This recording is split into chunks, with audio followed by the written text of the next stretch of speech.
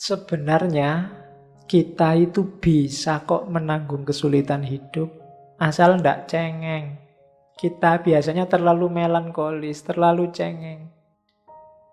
Begitu kita dapat musibah, rumus pertama biar musibah itu terasa ringan, apa? Terimalah apapun yang terjadi, yang diberikan oleh alam semesta pada kita. Apapun yang menimpa kita, terimalah, maka tidak ada yang berat. Dikasih sakit, diterima saja, dicari obatnya sesuai kapasitasnya, maka tidak berat. Yang berat itu kalau kita memberontak, melawan, itu yang sumbernya penderitaan jadi berat kan itu.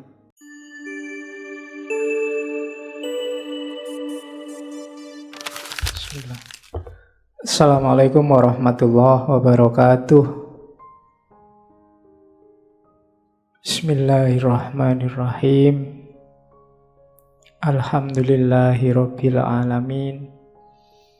Alhamdulillah nahmaduhu wa nasta'inuhu wa nastaghfiruh wa na'udzu bihi min syururi anfusina wa min sayyiati a'malina. May yahdihillahu fala mudhillalah wa may yudlilhu fala hadiyalah. Allahumma sholli wa sallim wa barik ala habibina wa syafi'ina sayyidina wa maulana Muhammadin wa ala alihi wa ashabihi wa ala manittaba'al huda ila yaumil qiyamah. Amma ba'du. Bismillah, mari kita lanjutkan ngaji filsafat kita. Tema kita malam ini seorang filosof yang namanya Epicurus, atau ada yang membaca Epikuros. Ini rumusan utama filsafatnya Epikuros. Katanya Epikuros, apa sih yang paling utama dalam hidup? Kebijaksanaan. Kebijaksanaan yang paling utama apa? Bijaksana dalam mengejar kenikmatan. Kenapa kok mengejar kenikmatan? Karena diakui atau tidak diakui, kita hidup ini mencari kenikmatan. Yo bahasa kasarnya nyari seneng, nyari enak. Saya bilang tadi di awal. Kalau kamu tanya, nikmat itu apa? Nikmat itu ndak ada rasa sakit, ndak ada rasa galau, ndak ada rasa sumpek. Jadi ndak ada netral ya. Kalau kita nggak sumpek, nggak galau, itulah nikmat. Ndak bisa seneng, ndak seneng, dan biasa. Hidup isinya cuma dua, seneng atau ndak seneng. Biasa itu termasuk seneng berarti. Kamu nyaman. Zona nyaman itu kan standar biasa, dan kamu seneng, kerasan di situ. Jadi berarti apa? Nikmat itu kalau tidak ada rasa sakit, nggak ada ganjelan, nggak ada gelisah. Itulah nikmat. Jadi rumusannya nggak perlu terlalu jelimet. Kenapa kok pakai definisi negatif? Karena pakai definisi positif akan susah. Coba aja. Nikmat itu Pak, kalau kita bisa ketawa, wakeh tunggale. Banyak orang ketawa, malah ketawanya hasil dari stres. Itu kan tidak nikmat. Banyak orang senyum, tapi senyumnya bukan karena dia senang, tapi karena basa-basi. Kalau ketemu saya, mungkin kamu janjinya lagi sumpek, wah ketemu Pak Faiz terpaksa harus senyum nih. Kan gitu, berarti kan nggak karena senang itu terpaksa, sama-sama senyumnya. Nah, kan susah, memang. Karena senang dan nikmat itu hubungannya sama rasa. Saya sering bilang rasa itu memang sukar didefinisikan secara positif. Jadi secara lurus, mendefinisikannya apa? Secara negatif. Kalau nggak ada yang ganjel, nggak ada yang galau, lancar, itulah nikmat.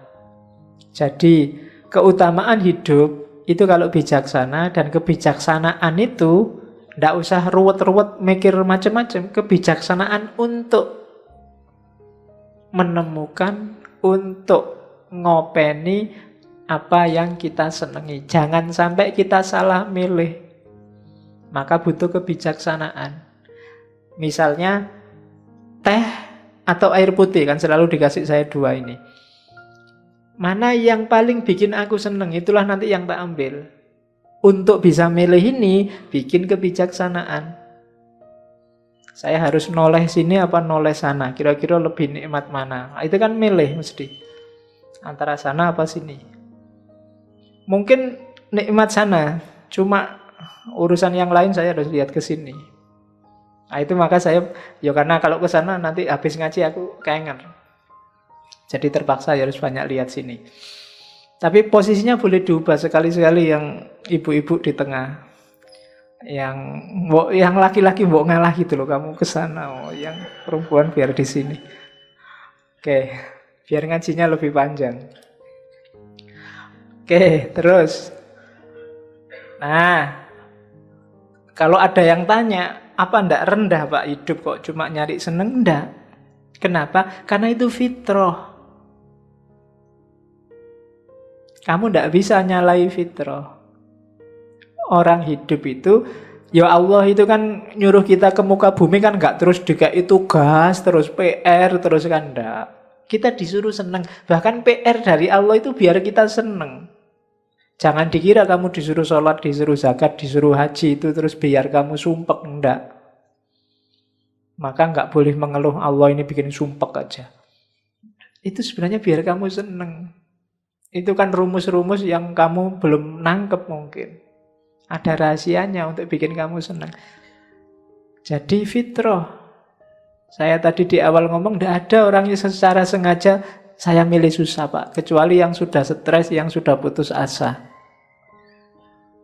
Oke. Loh Pak, orang jatuh cinta kemarin kan ada Pak yang milih susah. Enggak. Orang jatuh cinta kamu anggap susah, itu kan kamu yang lihat. Yang ngalami merasa seneng. Kayak ibu sama anaknya. Ibu ini ketoknya soro banget, kasihan ya, pagi-pagi bangun sembarang kali diurusi. Tapi dia bahagia dengan itu, senang dengan itu. Ya kayak ibumu kalau main ke kos-kosanmu itu loh. Kamu pinginnya kan sudah lah Bu, tidur aja nggak usah. Tapi ibumu kan nggak mau, dia nyapu-nyapu lah, bersih-bersih lah. Loh, dia senang dengan itu, dia nggak menderita dengan itu. Dia senang. Jadi enggak, orang tetap secara fitrah milih yang menyenangkan untuk dirinya.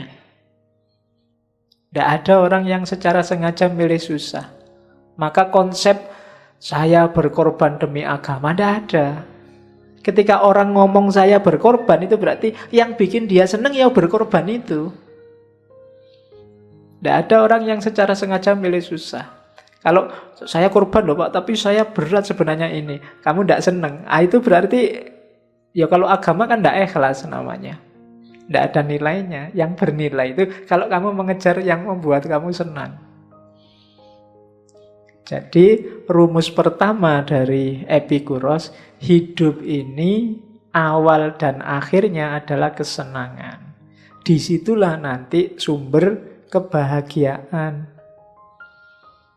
Nanti ada kalimat dari Epikuros, kenapa sih harus senang? Yang pertama fitrah tadi, yang kedua karena kita akan mati. Loh Pak, nanti kan di akhirat ada kesenangan lagi bagi yang percaya besok ada akhirat. Kalau Epikuros enggak. Katanya Epikuros ya seandainya ada kan yang di sana itu besok kesenangan akhirat. Sekarang carilah kesenangan dunia mumpung kamu hidup di dunia. Gitu loh. Loh Pak, besok di akhirat bisa toh Pak senang-senang kayak di dunia? Nggak bisa, alamnya beda. Kan ada hadisnya, mala ainun ro'at wala udhunun sami'at. Berarti nggak kayak sekarang. Jangan mau ketipu. Berarti senangnya akhirat besok, bukan senangnya dunia pasti. Wong mala ainun ro'at wala udhunun sami'at kok. Jangan dibayangkan Pak, besok di surga 72 bidadari, berarti di rumah saya ada punya istri 72 terus bebas ngapain aja. Bayanganmu ngono. Itu kesenangan dunia itu, bukan kesenangan akhirat. Kalau akhirat, tidak terbayangkan. Wong kamu belum ngerti. Mungkin kalau dianalogikan kayak dulu waktu kamu di kandungan ibumu, yang bikin kamu senang kan beda dengan di dunia sekarang ini. Kebahagiaanmu waktu di kandungan dengan sekarang hidup di alam dunia ini mungkin beda. Akhirat mungkin analoginya juga begitu. Kamu melihat, wah bayi itu ya mau ya makan cuma hasil cernaan ibunya, menjijikkan sekali. Jadi kamu sekarang di dunia, besok di akhirat mungkin gitu. Begitu lihat dunia, alah-alah orang dunia itu loh kok mau-maunya gitu. Bisa jadi begitu. Cuma memang jenis kesenangannya beda-beda. Maka katanya Epikuros, nikmati aja hidupmu di dunia sekarang. Kamu hidup sekali kok. Jadi kenapa sih Pak kok cari nikmat? Karena besok kita mati dan nggak kembali lagi, kecuali yang mati terus nggak jadi. Yo kan ada orang yang mati suri terus nggak jadi kembali lagi. Oke, jadi karena besok kita mati, maka nikmatilah hidup di dunia ini. Ya nanti meskipun nikmat ada rumusnya, jangan sembarangan. Terus kenapa sih disebut fitrah? Ya karena memang fitrahnya manusia itu nyari seneng. Seneng itu diakui atau tidak tujuan hidup kita. Kalau sudah seneng kita bahagia. Kalau kita sudah bahagia, rasanya kan kita hidupnya sudah lengkap. Kita merasa memiliki segalanya. Padahal mungkin enggak. Orang bahagia itu kan begitu. Kamu misalnya nembak pacarmu diterima, seneng kan, bahagia. Itu rasanya di luar itu nggak ada apa-apa lagi. Kok seneng meskipun mungkin dompetmu lagi tipis, tugasmu nggak selesai-selesai, tapi seneng, bahagia. Orang bahagia itu rasanya full, hidupnya penuh. Dan orang yang tidak bahagia, meskipun dia punya segalanya, akan siap mengorbankan apapun biar dia bahagia. Semua modal yang dimiliki bisa dihabiskan dalam mengejar yang namanya bahagia. Maka diakui atau tidak, manusia itu nyari bahagia. Sehingga kalau ada orang mengejar kebahagiaan, jangan disalahkan. Itu fitrah. Oke. Jadi rumusnya itu. Seneng. Kalau sudah seneng, bahagia. Itulah fitrahnya manusia. Cara untuk seneng bagaimana? Nggak sembarangan loh. Begitu kita salah, kita akan kejebak yang kita anggap senang ternyata bukan kesenangan. Atau yang kita anggap sekarang senang, besok jadi sumber kesusahan. Inilah nanti yang dibahas lebih dalam oleh Epikuros. Jadi hiduplah secara benar, nanti kamu senang. Cuma jenisnya senang sama modelnya senang itu banyak. Mari kita lihat satu-satu. Yang pertama, kita cari dulu penyakitnya, katanya Epikuros. Banyak orang salah identifikasi kebahagiaan dan kesenangan itu apa. Kita lihat ya sumber kebahagiaan sekarang. Bukan yang 3 tadi katanya Epikuros. Untuk sampai pada bahagia, kita kan harus senang. Sesuatu itu menyenangkan, pertama-tama syaratnya harus cocok dengan keinginan. Jadi keinginan nomor 1 dulu. Karepmu apa? Cita-citamu apa? Keinginanmu apa? Sumbernya bahagia dan senang dari situ. Kalau keinginan saja kamu tidak jelas, jangan mimpi bisa senang. Pinginmu itu apa sih? Tidak tahu ya Pak, saya pingin apa? Ya nggak mungkin kamu senang. Karena kesenangan itu ketika keinginanmu terpenuhi. Kalau keinginanmu terpenuhi, kamu senang. Kalau sudah senang, bahagia. Tapi kalau keinginanmu tidak terpenuhi, kamu akan susah, tidak mungkin bahagia. Maka pertama-tama, ayo menata keinginan. Kenapa ada orang kecewa, kenapa ada orang galau, kenapa ada orang putus asa, kenapa ada orang sumpek dalam hidupnya? Karena yang terjadi tidak cocok sama keinginannya. Maka rumus pertama untuk orang bahagia, manajemen keinginan. Oke, jadi kalau keinginanmu melampaui batas yang seharusnya kamu inginkan, kamu akan sumpek. Maka ayo dirumuskan keinginan. Katanya Epikuros, keinginan itu jenisnya 3. Ada natural necessary, ada natural unnecessary, ada unnatural. Natural dan wajib, alamiah dan wajib, ada alamiah yang tidak wajib, ada yang tidak alamiah. Alamiah wajib itu harus kita penuhi kalau kita ingin senang. Makan itu alamiah wajib. Pakaian itu alamiah wajib. Tempat tinggal itu alamiah wajib. Orang menyebutnya kebutuhan primer. Kalau ini harus kita penuhi. Mandi itu sebenarnya alamiah wajib.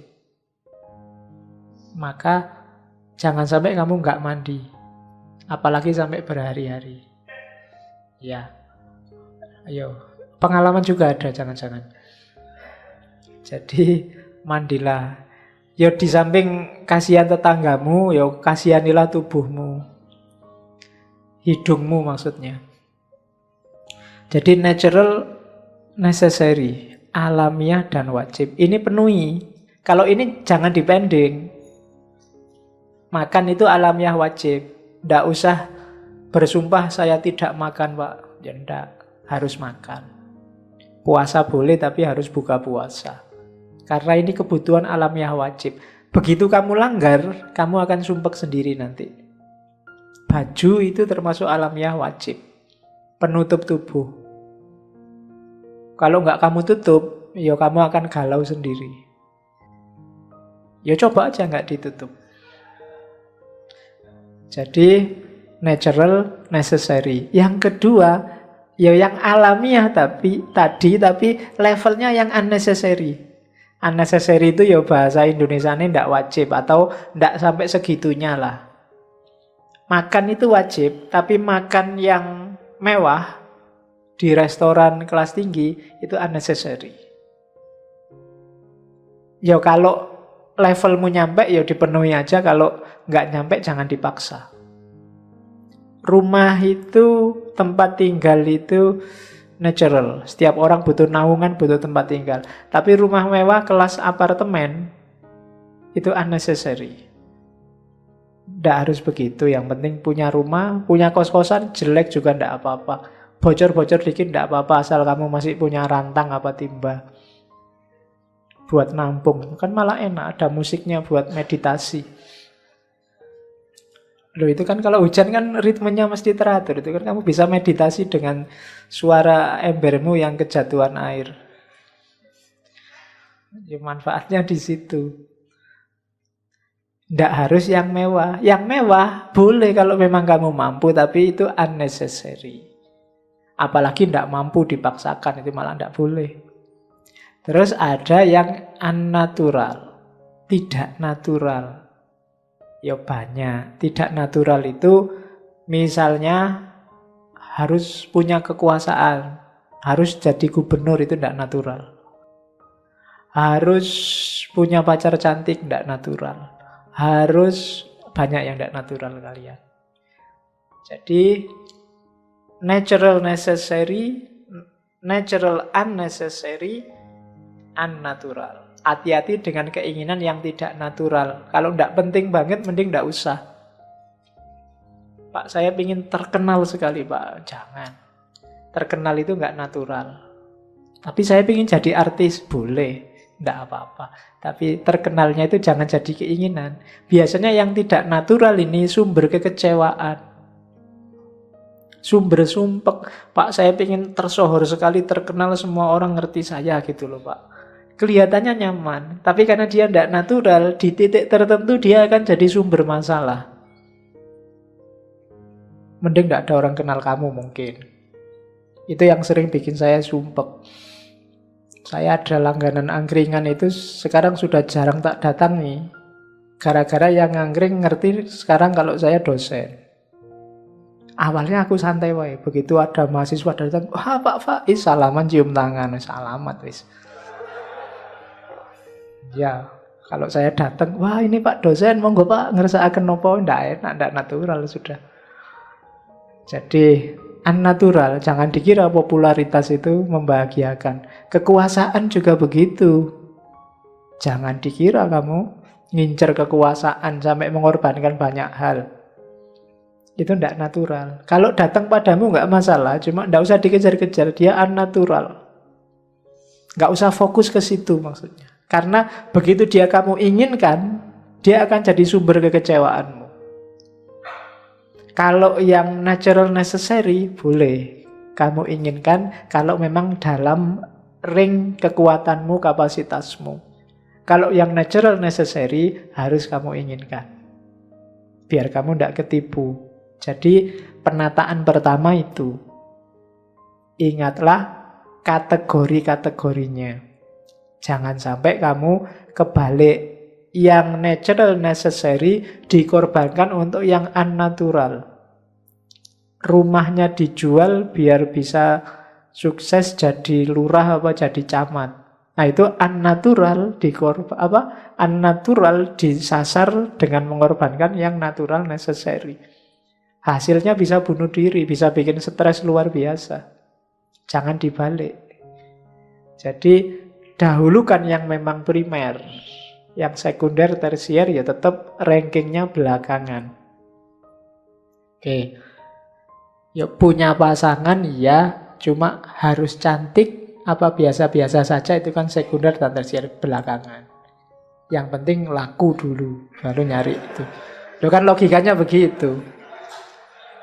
Jangan dibalik. Nah kalau kamu targetnya tinggi dulu, nyari yang putih, yang rambutnya panjang, ya tapi ra entuk-entuk. Padha wae itu, yang unnatural diuber sementara yang natural necessary ditinggal. Yang wajib sing penting kan ono.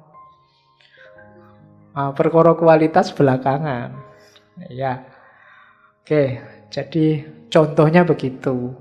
Karena ada orang kan yang ngejar kualitas sampai umur sekian puluh tahun ndak nikah-nikah. Yang penting kuantitas. Kualitas kan bisa diatur belakangan. Ya kalau kamu kaya ya operasi plastik kan bisa. Loh, kalau butuh plastik di rumah saya banyak. Terus. Rumusnya tadi ya. Yang pertama, kalau ingin hidup senang, abaikan keinginan ketiga. Fokuslah keinginan pertama. Jadi fokusmu itu gimana caranya kebutuhan primermu terpenuhi cukup. Kemarin bulan lalu beberapa sesi kita ngomong para sufi. Persis inilah yang dilakukan para sufi. Untuk dunia, kejarlah yang primer saja. Setelah itu ayo kita ngejar akhirat. Bahwa nanti yang nomor 2 sama nomor 3 datang, ya silahkan aja, cuma tidak jadi fokus lagi. Datang ya biar datang aja dan nggak terikat dengan itu. Nggak butuh kaya, nggak butuh terkenal, nggak butuh banyak yang suka, nggak penting.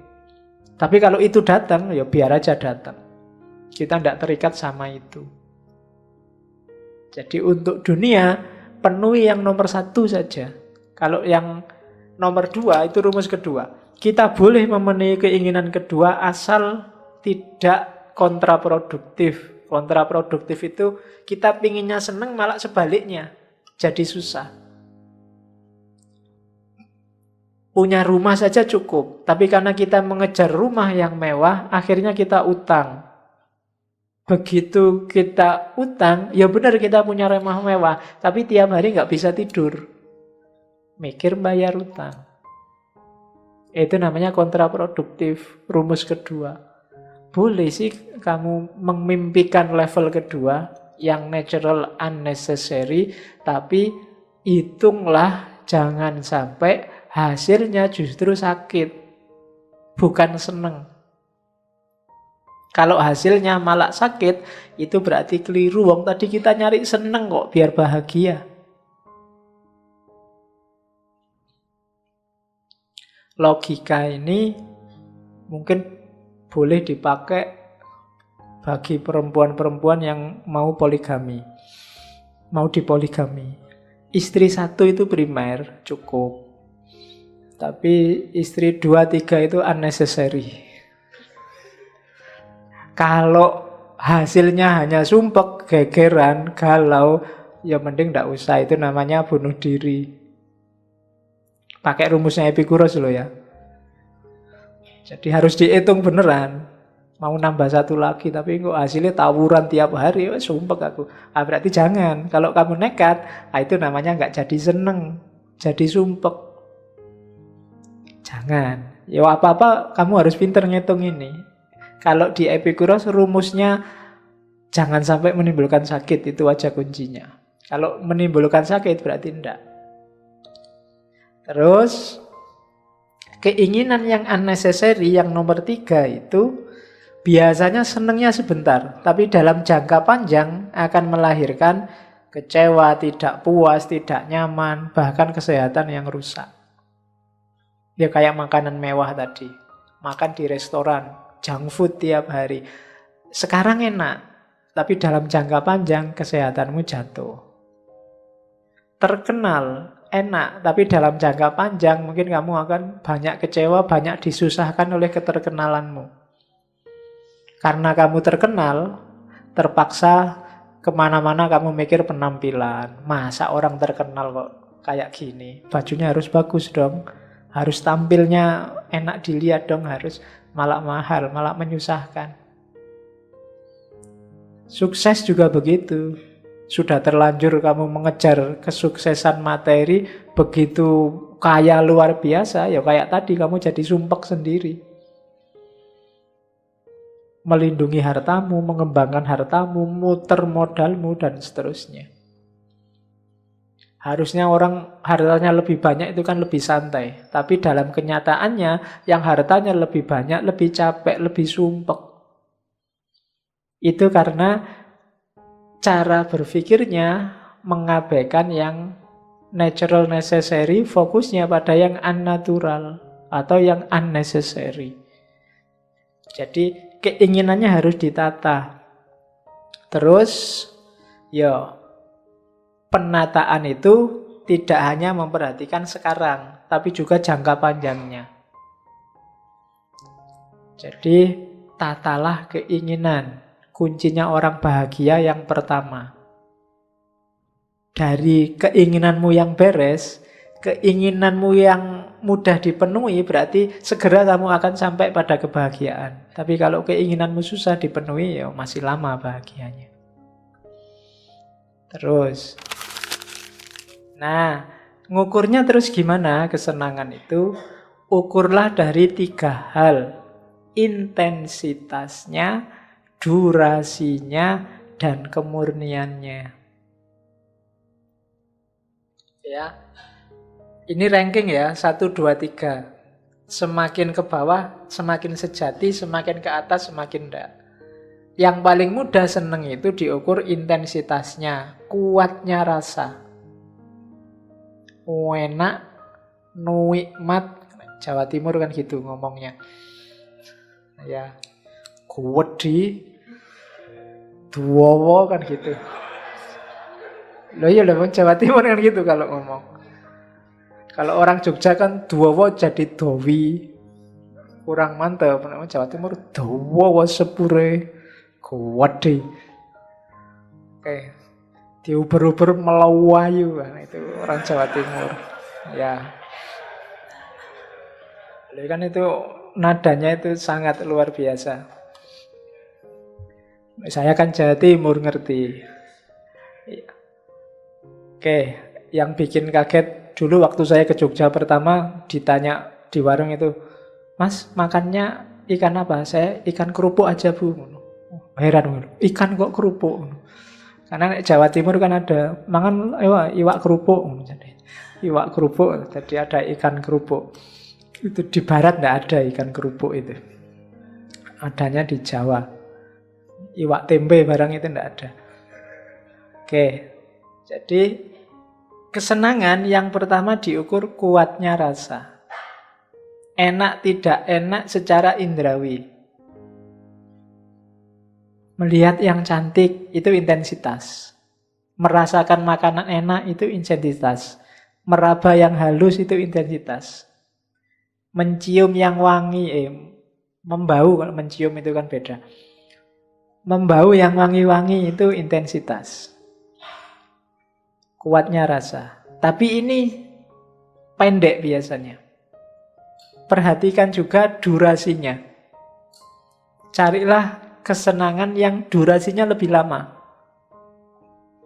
Meskipun intensitasnya sebentar, tapi durasi senangnya lama.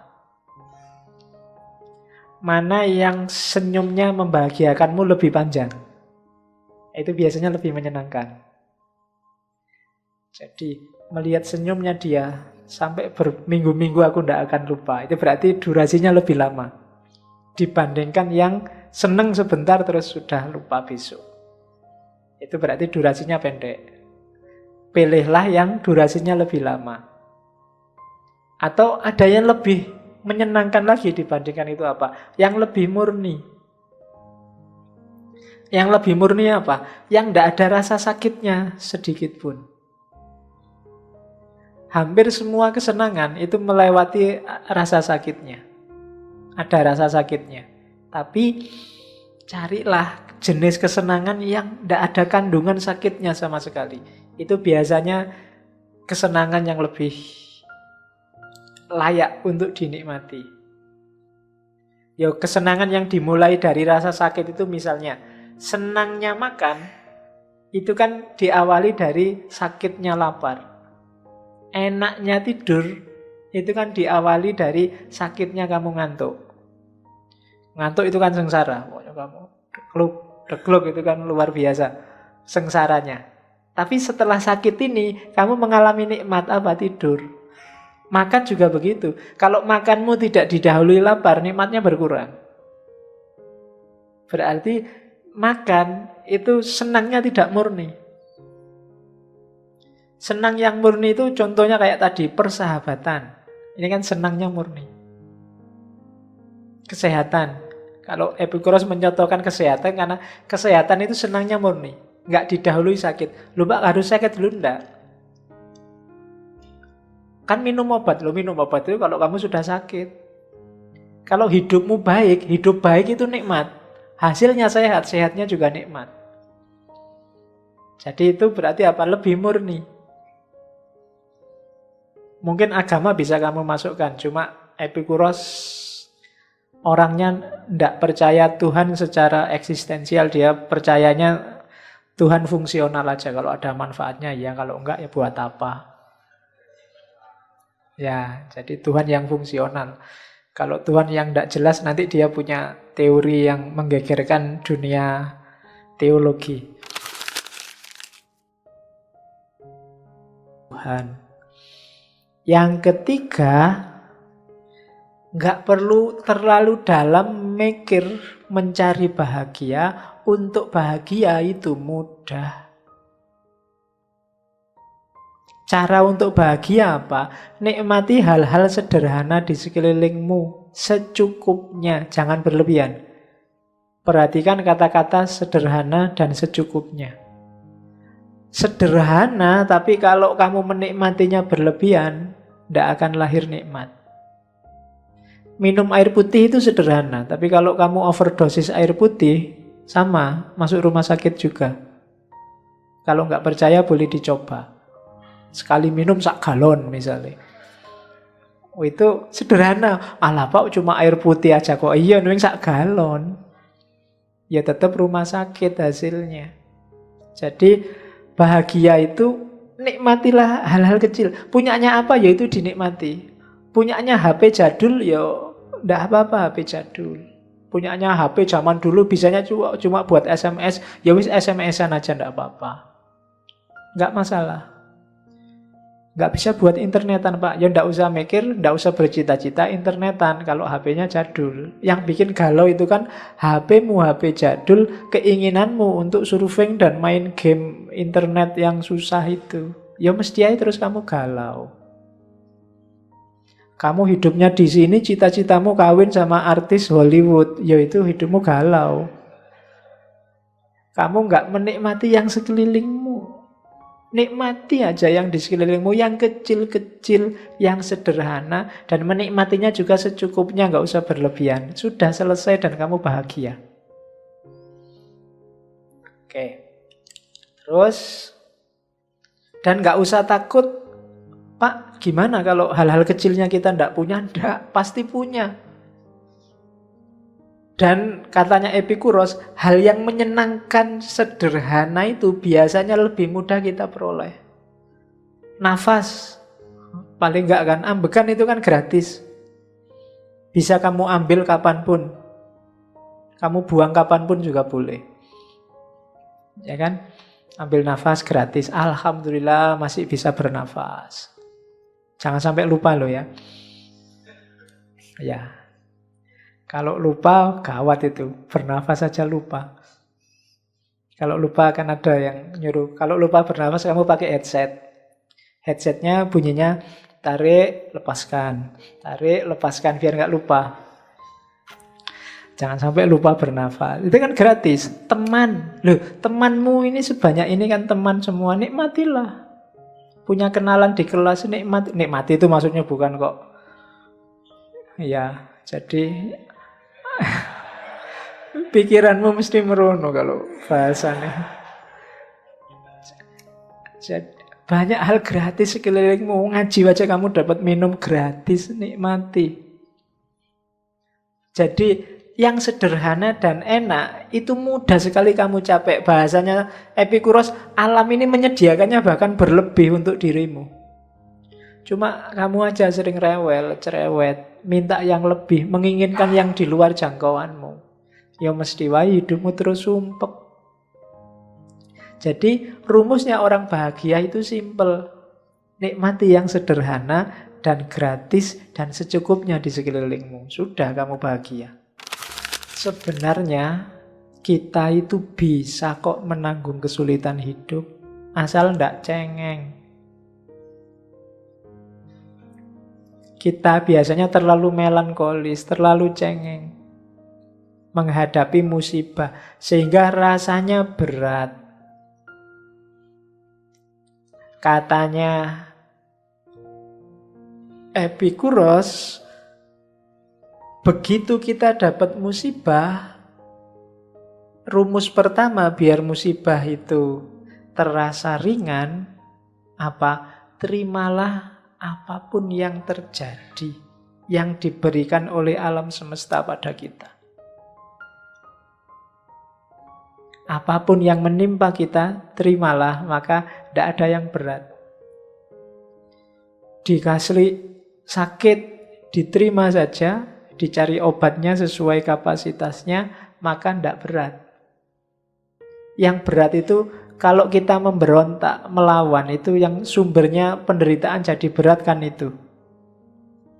Waduh, nilaiku kok jatuh ya, terus kamu memberontak, ndak terima, masa nilaiku jatuh gini, harusnya aku ning kelas paling pinter. Dan kamu galau di situ. Padahal ya sudahlah, diterima, besok belajar lebih keras lagi. Simple, selesai penderitaanmu. Tapi kalau kamu panggul terus, kamu berontak terus, jadinya berat. Terimalah dulu, akuilah. Ada orang yang tidak ngakui kan kalau hidupnya berat. Tidak ngakui kalau dirinya sedang sakit. Mohon maaf ya, saya ngantuk, tak tidur dulu. Diterima aja. Nggak usah bertahan mati-matian melek. Kalau ngantuk ya ngantuk aja, biasa aja. Terimalah yang diberikan oleh alam. Yang pertama itu. Yang kedua, ingatlah yang warna kuning itu. Segala yang terjadi tidak harus sesuai dengan kehendak kita, keinginan kita. Demikian juga tidak harus tidak sesuai. Alam semesta punya rumus sendiri yang bikin kita merasa tidak kuat nanggung kesulitan hidup karena kita bikin rumus sendiri. Kalau sekeliling kita cocok sama keinginan kita, ya sudah. Kalau tidak cocok, ya sudah. Lebih nyaman untuk hidup. Yang bikin berat itu tadi, kamu berontak. Yang ketiga, kita selalu ingin ngontrol segala yang ada di sekeliling kita. Seolah-olah kita sutradaranya. Itu yang bikin kita galau. Bikin kita merasa menderita. Seolah-olah yang di luar kita harus kita yang nyetir. Kita ingin ngatur terus. Harus begini, harus begitu, harus begini, harus begitu. Seandainya kita ngatur 10, mungkin ada 3 yang gagal. Dan kita galau gara-gara 3 ini. Itu sering. Jadi rumus yang keempat, tidak sulit sebenarnya menanggung kesulitan itu. Yang bikin sulit kita sendiri. Ya kayak tadi bahasaku, kita sering cengeng. Cengeng itu tidak terima, memberontak. Menganggap bahwa segalanya harus sesuai keinginan kita. Itu sumbernya sakit. Oh, siapa kita? Pokoknya harus begini, pokoknya harus begitu. Nah, itu namanya tidak paham rumusnya hidup, katanya Epicurus. Hidup itu ya tidak selalu sesuai dengan keinginan kita. Juga tidak selalu tidak sesuai. Kadang sesuai, kadang nggak sesuai. Itulah hidup. Jadi rumusnya itu. Besok Ahok jadi gubernur apa enggak, ya kamu tidak usah galau. Kalau gagal ya tidak apa-apa. Jadi juga tidak apa-apa. Wong memang kita manusia, kita bukan sutradara. Untuk hidup kita sendiri. Jadi rumus yang keempat, tidak sulit kok untuk menanggung kesulitan hidup. Karena ada orang yang merasa, wah tidak kuat ini sudah di luar batas. Tidak, masih di dalam batasmu, jangan khawatir. Asal kamu nggak cengeng aja. Jadi jangan takut sama Tuhan. Jadi Tuhan jangan terlalu ditakuti. Dia maha penyayang kok, jangan khawatir. Yang kedua, jangan takut sama sakit, sama kematian. Yang ketiga, hidup itu simpel kalau ingin bahagia. Yang keempat, untuk menanggung kesulitan juga pasti kamu kuat. Kecuali kamu cengeng. Terus keadilan. Ini sebenarnya saya sisipkan karena Epicurus dikenal orang pertama yang melahirkan teori kontrak sosial. Jadi adil atau tidak adil itu tidak ada rumusan pastinya. Yang ada apa? Kesepakatan. Kalau cocok dengan kesepakatan, itulah adil. Kalau tidak cocok, berarti tidak adil. Rumusnya itu. Misalnya, kalian gelasnya cuma 1, kecil lagi. Sementara saya di sini dikasih 2 gelas, besar-besar. Terus kamu, ndak adil itu Pak. Loh, sebelum kamu ngomong ndak adil, kesepakatan kita dulu gimana? Saya ndak pernah menyepakati. Oh, berarti memang ndak adil. Tapi kalau sudah disepakati, ndak Pak, itu memang Bapak dikasih 2. Kita kecil aja 1 ndak apa-apa. Toh saya bisa bolak-balik ngambil lagi kalau masih ada.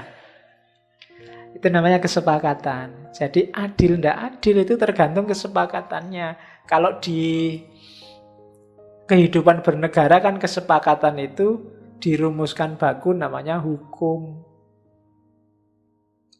Jadi kesepakatan. Sebelum ada kesepakatan, tidak boleh orang menyebut adil atau tidak adil. Kalau tidak ada aturannya, ya tidak masalah. Sepak bola misalnya, kalau tidak ada aturannya, bolanya kamu pegang, kamu masukkan gawang, ya sah. Cuma kan sudah ada aturan yang disepakati, tangannya nggak boleh main, hanya kaki. Kalau tidak ada aturan, pakai tanganmu nggak masalah, tetap adil juga. Tapi kalau sudah ada aturan, kalau tangan berarti salah. Kalau ada ngegolkan pakai tangan, dianggap tidak adil. Hidup itu begitu katanya Epicurus, tidak ada peraturan moral yang baku itu. Bermoral atau tidak, ya disepakati atau tidak. Adil atau tidak, disepakati atau tidak. Terus berarti tidak ada perbuatan yang jelek dalam dirinya sendiri, nggak ada. Katanya Epikuros, jelek itu tidak dalam jenis perbuatannya. Tapi apa? Kayak tadi, hasilnya yang membuat orang tidak senang, yang membuat orang jadi sakit. Segala yang melahirkan kesakitan dan ketidaksenangan, disitulah ketidakadilan. Maka sepakatilah itu sebagai ketidakadilan, biar kamu tidak jatuh dalam rasa sakit. Segala yang keliru-keliru dan salah itu kan menimbulkan rasa sakit. Maling, rampok, ngomong jelek orang lain, tidak jujur, itu kan jelek semua. Itu tidak jelek dalam dirinya sendiri, tapi jeleknya dalam efeknya yang bikin sulit, bikin susah, bikin galau. Jujur misalnya, mungkin kejujuran tertentu malah menenteramkan. Ketidakjujuran tertentu malah menenteramkan, kan bisa. Maka ini baik. Tidak masalah. Ada temenmu tanya, "Mas, aku ini ganteng apa jelek ya?" Itu kan kalau kamu jujur kan bisa menyakiti. Nah, di saat itu kejujuranmu membahayakan dia. Jangan. Nggak adil kalau kamu tiba-tiba ngomong, "Ya saya jujur loh ya, saya jujur ini." Ya mesti menyakiti itu. Ya. Jadi jangan jujur kalau yang itu. Jadi kejujuran di sini malah jadi jelek. Kenapa? Efeknya bikin sakit, bikin galau. Ya meskipun dia jelek, ya kamu bisa ngomong pakai bahasa yang lain kan. Bisa, enggak kok, kamu enggak jelek, eksotis saja. Misalnya, kan gitu. Enggak apa-apa. Ya tuh kok ngomong, enggak, kamu itu alternatif. Nah, kan bisa. Alternatif itu kan maksudnya kan enggak standar. Kalau yang lain standarnya begitu, nah, kamu standarnya beda. Jadi itu keadilan. Terus ya, kalau sudah disepakati, ya keadilan itu sama untuk semua orang. Kecuali dalam kondisi tertentu, kalau ada situasi khusus yang menyebabkan perbedaan. Maling misalnya, kalau ada, karena memang sangat terpaksa, kalau nggak maling dia tewas, dan malingnya pun cuma sekedar bisa kenyang. Nah, itu kan hitungannya bisa ganti. Tapi yang jelas, awalnya itu harus kesepakatan. Itulah keadilan. Jadi, sebenarnya nanti panjang kalau ngomong ini ke moralnya Epikuros, tapi next time kita ngomong itu. Hari ini ngomong tentang sumber hedonismenya saja.